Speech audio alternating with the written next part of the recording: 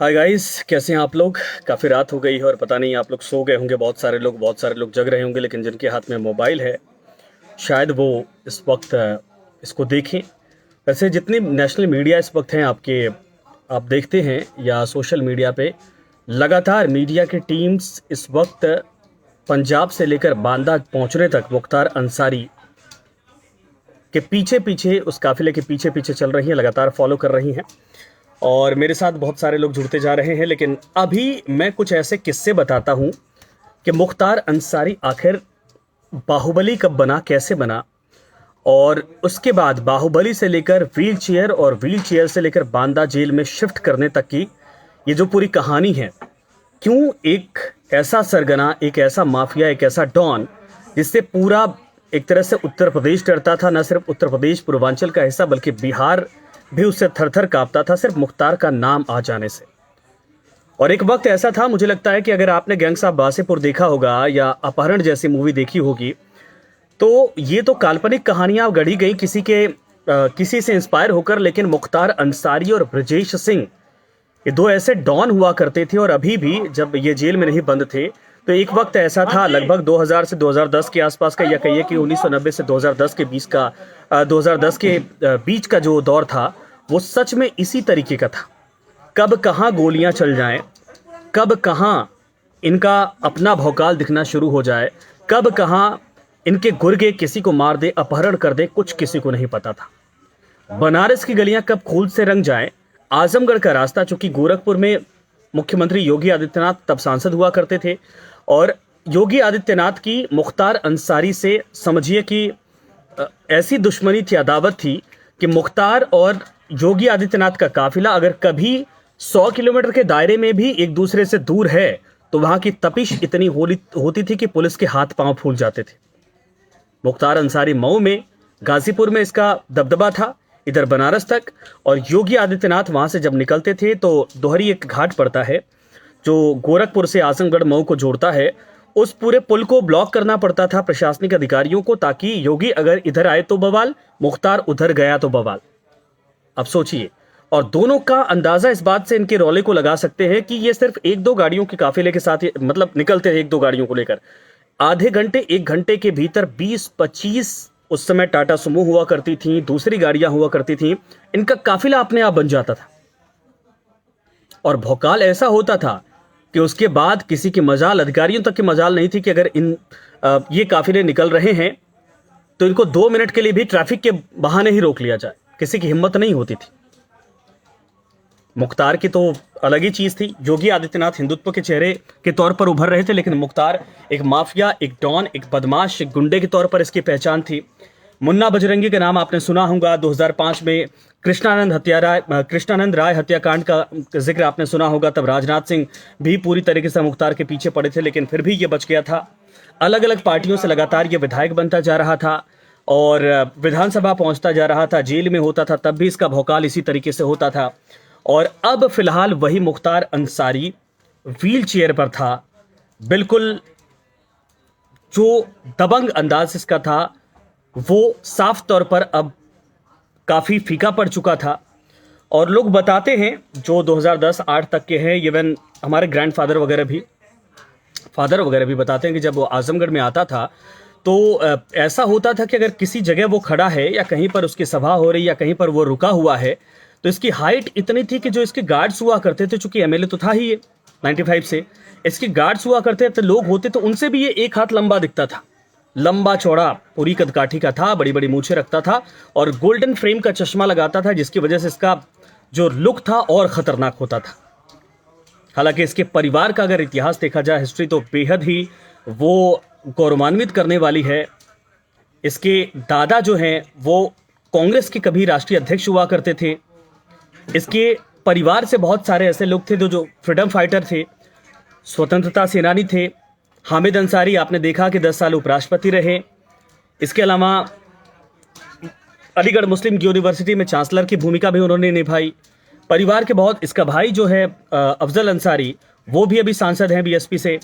ये खुद जो है कि बीएसपी से विधायक अभी है। लेकिन साफ तौर पर हालात 2010 की से अगर तुलना की जाए तो मुख्तार अब ये समझ चुका है कि उसका दौर खत्म हो चुका है और योगी आदित्यनाथ तब एक उभरते हुए राजनेता के तौर पर थे और आज बहुत पावरफुल हो चुके हैं। हालांकि अभी भी इन दोनों जो क्रिमिनल्स थे, जिनमें ब्रजेश सिंह का जिक्र किया जाए बनारस वाले, या फिर मुख्तार अंसारी, दोनों का दबदबा अभी 2-3 सालों तक उसी तरीके से था। ब्रजेश सिंह को लगा कि जब मेरा एनकाउंटर हो सकता है या फिर मेरे पीछे पुलिस और इंटेलिजेंस अभी पड़ी है, किसी तरीके से वो अपने पैतरों को बदला, वो भी राजनीति में आया। मौजूदा दौर में विधानसभा का वो सदस्य एमएलसी है, लेकिन उसके ऊपर भी बहुत सारे ऐसे मुकदमे हैं जिसको लेकर कभी भी सरकार बदली या कुछ भी हुआ तो उसके हालात पूरे हो सकते हैं। मुख्तार अंसारी जेल को अपना सबसे सुरक्षित ठिकाना मानता था। जब भी कोई अपराध होता था उसके पहले, या अपराध करने की साजिश रचता था उसके पहले, ये जेल में बैठता था। अपने गुर्गों से पूरी वारदात को अंजाम देने के बाद आराम से वहां बैठकर पार्टियां करता था। सारे इसके लिए बंदोबस्त हुआ करते थे। और बहुत सारे जर्नलिस्ट ऐसे भी थे, जब मुख्तार अंसारी का इंटरव्यू लेने गए थे, ये 2007-8 या 10 के दरमियान की बात है, जब मऊ दंगों का दौर बिता था, उसके बाद इसकी गिरफ्तारी हुई थी। बड़े आलिशान इसकी व्यवस्था की जाती थी, टीवी, फ्रिज, इवन कहा जाए कि वहाँ पर चारपाई वगैरह की व्यवस्था होती थी, अच्छे अच्छे खाने इसके लिए मंगवाए जाते थे। आप सोचिए, जेल में रहकर ये पूरा साम्राज्य वहाँ से खड़ा करता था और बड़े आराम से जेल में रहकर ये अय्याशी की जिंदगी काटा करता था। लेकिन मैं आपको बताता हूं मुख्तार अंसारी की कुछ ऐसी चीजें जो शायद आपको ना पता हो। मुख्तार अंसारी, आपको पता है कि पूरे हिमालय की यह यात्रा कर चुका है। ये फिल्मों का शौकीन है, फुटबॉल खेलने का शौकीन है, क्रिकेट इसको बहुत पसंद है, पहाड़ों पर घूमना बहुत पसंद है। लगभग पूरे हिमालय ये घूम भी चुका है, फिल्में देख लेता है जब फुर्सत इसको मिलती है। और ये भी कहा जाता है कि गुलजार की माचिस जो मूवी थी इसको बहुत ज़्यादा पसंद थी, इसको बहुत उससे सीखता था, ये कहता था। कंपनी एक मूवी आई थी, उसको ये देखना चाहता था। और कई बार इसका भौकाल देखिए कि कई बार इसने सिनेमा जो हॉल है उनके मालिकों से बात करके पूरे सिनेमा हॉल को खाली करवा दिया था। 4 से 5 दफ़ा ऐसा हुआ, लेकिन टाइम नहीं मिला, चूंकि विधानसभा में भी इसको जाना होता था और इसका अपना कारोबार ये चलता था। इनडायरेक्ट ये बदमाश था, लेकिन व्यापार में भी घुसा हुआ था। तो 4-5 बार इसने थिएटर खाली करवा के लेकिन जा नहीं पाया था। और एक और किस्सा लोग बताते हैं, कहा जाता है कि गैंग्स ऑफ वासेपुर जैसे आपने देखी है, उतने ही खतरनाक तरीके से काम करने वाला इसका गैंग्स हुआ करता था। इसीलिए मैंने लिखा है कि गैंग्स ऑफ मऊ। बनारस, मऊ, गाजीपुर और जौनपुर में 2009-10 के दरमियान पूरी पॉलिटिक्स के ऊपर यह हावी था। यह तो दौर था जब मुख्तार अंसारी का कारवां निकलता था और कहा जाता है कि लाइन से 19 से 20 एसयूवी गुजरा करती थी। तब स्कॉर्पियो का दौर आ गया था और उसके बाद फॉर्च्यूनर आई, उसके पहले सफारी आई, फिर फॉर्च्यूनर आई। उसके बाद इसके गाड़ियों का नंबर, आप यकीन करेंगे, 20 गाड़ियों का काफिला होता था और सभी गाड़ियों का नंबर 786 हुआ करता था। किसी की मजाल नहीं थी उस वक्त की पूरे शहर में ट्रैफिक के नाम पर भी इसको कोई 2 मिनट रोक ले। मुख्तार अंसारी का रुतबा ऐसा था, इससे लोग डरते थे। इस तरीके से डरा कर ये वोट लिया करता था। चाय की दुकान पर, थड़ियों पर पान वालों से अगर आप जाकर पूछेंगे तो लोग ये कहते हैं कि सच में इतना लंबा था कि अलग से दूर से दिखता था। ये लंबा चौड़ा, अगर 2-3 आदमी इसमें मिला दिए जाए तो इतना लंबा चौड़ा ये हुआ करता था। और मूछें बड़ी बड़ी रख के इतना बड़ा चेहरा, लोग अपने आप डर जाते थे। और इमेजिन करिए कि जैसे रावण का फेस, उसी तरीके से मुख्तार अंसारी का फेस इतना बड़ा और मूछों के साथ हुआ करता दिखता था। हालांकि इसके परिवार के बैकग्राउंड को हम आपको बताते हैं। इसके दादाजी कांग्रेस के कभी प्रेसिडेंट हुआ करते थे, मुख्तार अहमद अंसारी उनका नाम था। इसके भाई अफजल 4 बार कम्युनिस्ट पार्टी से विधायक रहे, मौजूदा दौर में वो भी बीएसपी से सांसद हैं। एक बार समाजवादी पार्टी से भी रहे। अंसारी का जब उनसे पूछा गया, उन्होंने कहा अब्बा और दादाजी फ्रीडम फाइटर थे। इसका परिवार अच्छे बैकग्राउंड इसका है और काफी रुतबेदार परिवार है, संपन्न फैमिली, कहिए कि रॉयल ब्लड था ये। साथ ही चाचा और दादाजी नेहरू, सुभाष चंद्र बोस और गांधी जी के बेहद करीबी माने जाते थे।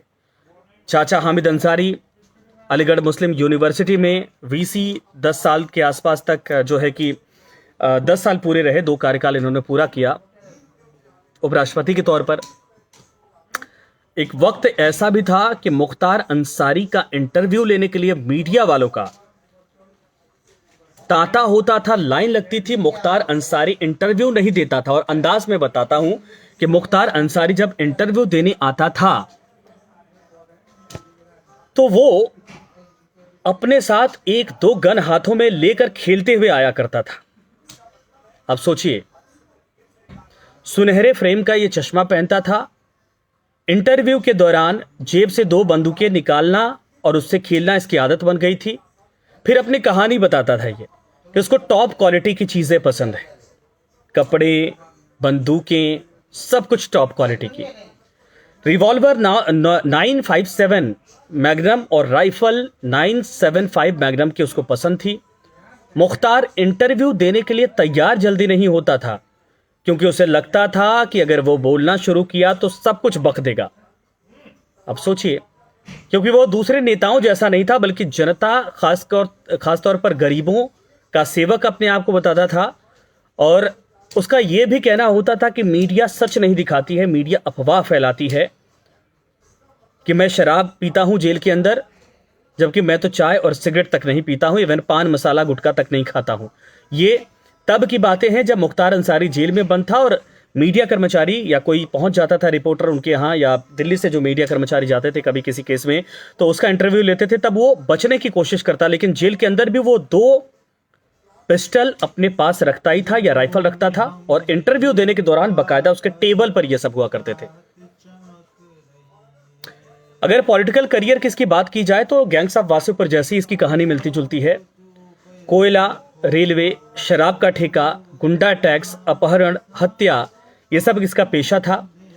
पूर्वांचल में 1970 के दौर में कई सरकारी योजनाएं लागू की गई थी, लाई गई थी, और उनके ठेके हथियाने की होड़ में गैंग्स भी इसने बनाई थी और कई और गैंग्स उभरी थी। मुख्तार मखनू सिंह के गैंग से ताल्लुक रखता था। दूसरी तरफ साहिब सिंह का गैंग भी हुआ करता था। यह पुरानी कहानी है, और हालांकि गैंग्स तो बहुत सारे बने, अच्छे अच्छे वहां से बदमाश बड़े बड़े पैदा हुए थे।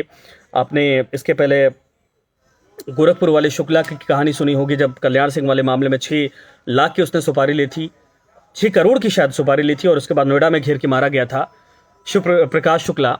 और उसके बाद उसी तरीके से एक गैंग, मैं बताऊं आपको, मैं तो आजमगढ़ का रहने वाला हूं, आजमगढ़ बीच में पड़ जाता है, इधर गोरखपुर, उधर मऊ, उधर गाजीपुर, बनारस और गोंडा। आप इन 4-5 जिलों को सिर्फ पूर्वांचल के उठा लीजिए, आपको हर जिले से 2, इवन आजमगढ़, हर जिले से आपको 2, 4, 5 बाहुबली मिलेंगे, जो पॉलिटिक्स में होंगे या फिर वो डॉन माफिया के तौर पर उनकी पहचान होगी, अवैध शराब और इन सबों के कारोबारों में होंगे, माइनिंग का उनका अपना कारोबार होगा। ये अभी भी है, ये सच्चाई है। और इन्हीं लोगों ने पूरे पूर्वांचल को खोखला कर दिया था, जिसकी वजह से पिछड़ा हुआ इलाका पूर्वांचल कहलाता है। ये अपने अपने संपत्तियों से इन्होंने अपना पूरा किला साम्राज्य खड़ा किया, बाहर, इवन बाहर तक, विदेशों तक में इनकी संपत्ति है, लेकिन इन्होंने पूर्वांचल को पूरी तरीके से निचोड़ा और लूटा, और वहां की जनता को दहलाकर, डराकर अपने सिर्फ अस्तित्व या फिर अपने मतलब की इन्होंने राजनीति की, या फिर अपने हिसाब से डरा धमकाकर नेतागिरी अपनी चमकाते रहे। मैं आपको बताता हूं, रॉबिन हुड की इसकी इमेज थी, मुख्तार अंसारी की इमेज रॉबिन हुड की थी। कहा जाता है कि अगर जिस वक्त ये विधायक बना था या जब बदमाश था, तो अपने इलाकों के लिए ये कुछ काम भी करता था। लड़कियों की शादी करवानी हो, पैसा चाहिए, लड़के को सरकारी नौकरी दिलानी हो, या फिर कोई दूसरा ऑफिस में दौड़ा रहा हो बार बार तो उसको धमकाना हो, आम आदमी मुख्तार के पास इन कामों के लिए जाया करते थे, क्योंकि ये बदमाश था। और विधायक बनने के बाद इसी बदमाशी का ये फायदा उठाता था, इसी अपनी इमेज का। लड़की के शादी में दूल्हा कतरा रहा हो, उसको उठवाना हो, अपहरण करवाना हो, मुख्तार के पास लोग हाथ जोड़कर जाया करते थे कि साहब ये करवा दीजिए। मऊ, बनारस और गाजीपुर में बुनकर उद्योग के सामने बड़ी चुनौती थी जब ये विधायक बना था। बिजली कटौती की मुख्तार ने इस मामले में सीरियसली लिया और कुछ ही दिनों में यह समस्या काफी हद तक सुलझ गई थी, ये कहा जाता है। इसके अलावा इसमें मारकाट, क्रिमिनल, ये सब तो इसका पेशा था, जो रिकॉर्ड्स हैं। लेकिन हाँ, ब्रजेश सिंह को लेकर इसकी कहानी जो है वो जबरदस्त थी। एक और कहानी है, अब 2005 में मैं आता हूं आपको, अगर बहुत सारे लोग मेरे साथ देख रहे हैं इसको शेयर करिएगा। 2005 में मुख्तार जेल में था जब कृष्णानंद राय को उसने खुली सड़क पर मरवा दिया था। जेल के अंदर बैठकर इसने, कृष्णानंद राय बीजेपी के बहुत बड़े चेहरे के तौर पर पहचान थी, चुटिया रखते थे और उनकी चुटिया फेमस थी।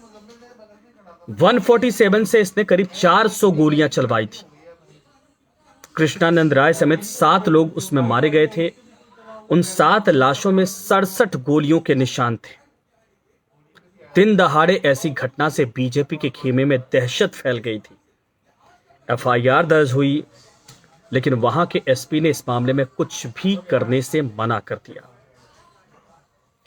और तो और बीजेपी के कुछ बड़े नेताओं की मांग के बावजूद सरकार ने सीबीआई जांच करवाने से मना कर दिया, कतरा रही थी।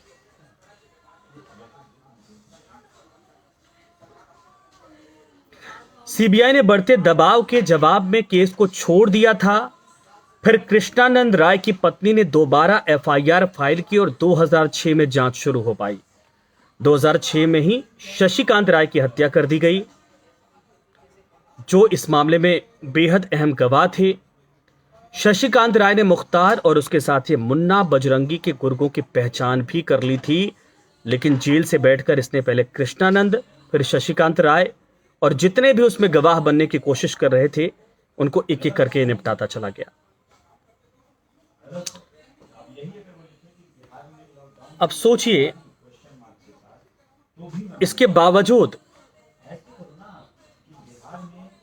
2010 में एक और घटनाक्रम इसके साथ हुआ। बसपा ने मुख्तार के आपराधिक मामलों को स्वीकारते हुए इसे पार्टी से निकाल दिया था। तब यह बसपा का विधायक था। अब मुख्तार ने अपने भाइयों के साथ नई पार्टी बनाई। इसके बाद कौमी एकता दल, जिससे वो 2012 में मऊ चुनाव जीता। 2014 में मुख्तार ने ऐलान किया कि वो बनारस में नरेंद्र मोदी के खिलाफ चुनाव लड़ेगा, लेकिन बाद में उसने ये कहकर आवेदन वापस ले लिया कि इससे वोट सांप्रदायिकता के आधार पर बंट जाएंगे। केजरीवाल साहब तब लड़ रहे थे। 2016 में जब मुख्तार अंसारी को सपा में शामिल करने की बात आई तो उस वक्त मुख्यमंत्री अखिलेश यादव ने अपने मंत्री बलराम यादव को मंत्रिमंडल से ही बाहर का रास्ता दिखा दिया था, क्योंकि अपराधी प्रवृत्ति का था और बलराम यादव चाहते थे, आजमगढ़ के रहने वाले बलराम यादव, वो चाहते थे कि यह मुख्तार पार्टी के भीतर आए। किसी तरीके से मुलायम सिंह से कहकर बलराम यादव को वापस लाया गया, लेकिन मुख्तार अंसारी को पार्टी में शामिल न करने के बात पर अखिलेश अड़ गए थे। इसके बाद विधानसभा चुनाव ठीक पहले मुख्तार अंसारी के बड़े भाई अफजाल अंसारी ने पार्टी कौमी एकता दल का मायावती की पार्टी बीएसपी में विलय कर दिया था। तो अब मुख्तार अंसारी फिलहाल आपको पता है कि पंजाब से रवाना हो चुका है। पुलिस की टीम उसको लेकर रवाना हो चुकी है और कुछ देर में वो यूपी के बॉर्डर से एंट्री करके अब यूपी के रास्ते आएगा। मीम्स बन रहे सोशल मीडिया पर कि कार पलट सकती है। मुख्तार अंसारी इस वक्त एम्बुलेंस में सो कर आ रहा है। 8-10 गाड़ियों का जो स्क्वाड है वो पुलिस का आगे पीछे है। पत्रकारों की पूरी गाड़ियां लगातार साथ में चल रही हैं और मुख्तार अंसारी को बांदा जेल में कहा जा रहा है कि शिफ्ट किया जाएगा, उसमें रखा जाएगा। पहले से सुरक्षा व्यवस्था पैनी कर ली गई है, मजबूत कर ली गई है। और मुख्यमंत्री योगी आदित्यनाथ, हालांकि पुरानी अदावत है, लेकिन इसके बावजूद वो हर पल की अपडेट ले रहे हैं कि मुख्तार कहाँ पहुंचा है और कहाँ से उसको सुरक्षा मुहैया करवानी है, कहाँ उसको जो है कि उसके लिए ज़्यादा स्क्वाड की ज़रूरत पड़ेगी। हर एक ज़िले के एसपी को जहाँ से वो रास्ता होकर गुजरेगा उनको इन्फॉर्म कर दिया गया है। और इस वक्त मुख्तार अंसारी 7-8 गाड़ियों के बीच घिरा हुआ, पुलिस की गाड़ी बीच में, एम्बुलेंस से आगे पुलिस की गाड़ी है, पीछे मीडिया कर्मियों की गाड़ी, आगे मीडिया कर्मियों की गाड़ी है और फिलहाल अब बांदा के लिए पहुंचा है। बताया जा रहा है कि सुबह लगभग 4-5 बजे के आसपास ये बांदा पहुंचेगा। अब देखना यह है कि मुख्तार अंसारी, चूंकि अब तक एक फर्जी केस के आधार पर यह पंजाब में बड़े ऐशो आराम से रह रहा था। आरोप तो ये भी लगे बीजेपी की तरफ से लगाए गए कि कांग्रेस सरकार वहां पर है, अमरिंदर सरकार, जो मुख्तार अंसारी को बचा रही है। मुख्तार अंसारी के परिवार की तरफ से, उसकी बीवी की तरफ से यह कहा गया कि मुख्तार अंसारी का एनकाउंटर हो सकता है। ये तमाम बातें इस वक्त सोशल मीडिया पर सर्कुलेट हो रही हैं, लेकिन मुख्तार अब बांदा की जेल में बंद रहेगा। वहीं से इसके मामले की सुनवाई होगी। कई और केसेस हैं जो इसके ऊपर शुरू किए जाएंगे, कई और केसेस जो हैं पुराने उनको ओपन किए जाएंगे। और अब देखना यह है कि मुख्तार के गुनाहों का हिसाब कितने सालों में होता है, कब तक होता है। मुख्तार अंसारी बांदा जेल में, चूंकि अभी वो विधायक है, तो कब तक बंद रहता है, कितने मुकदमे इसके ऊपर हैं, सारी चीजें परत दर परत आगे खुलती जाएंगी। आप सभी का धन्यवाद, मेरे साथ जुड़े हैं आप लोग, और मैं आग्रह करूंगा कि आप लोग इसको शेयर करिए, पेज को फॉलो करिए। राजस्थान के हमारे जितने भी फॉलोअर्स हैं, हमारे मित्र हैं, सभी हमारे साथ जुड़े हैं।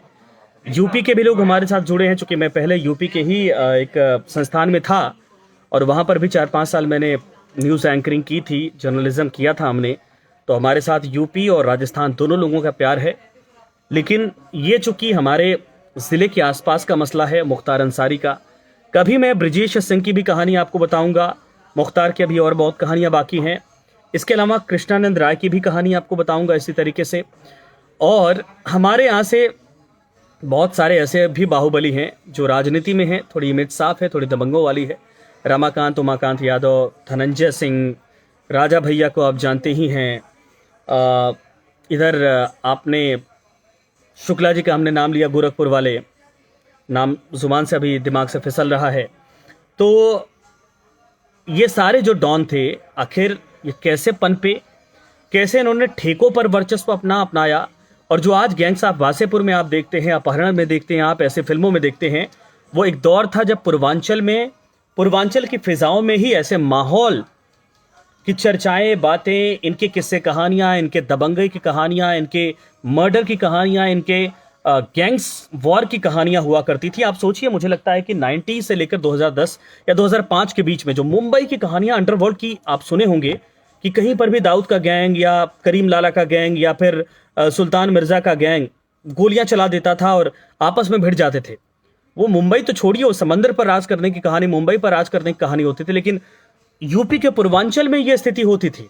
आपको नहीं अंदाजा हो, उस वक्त के लोग बताते हैं कि नहीं अंदाजा था कब ये गैंग्स आपस में टकरा जाएं और कब ऐसे गैंग्स के बीच में गोलियां चल जाएं। और यह सच था।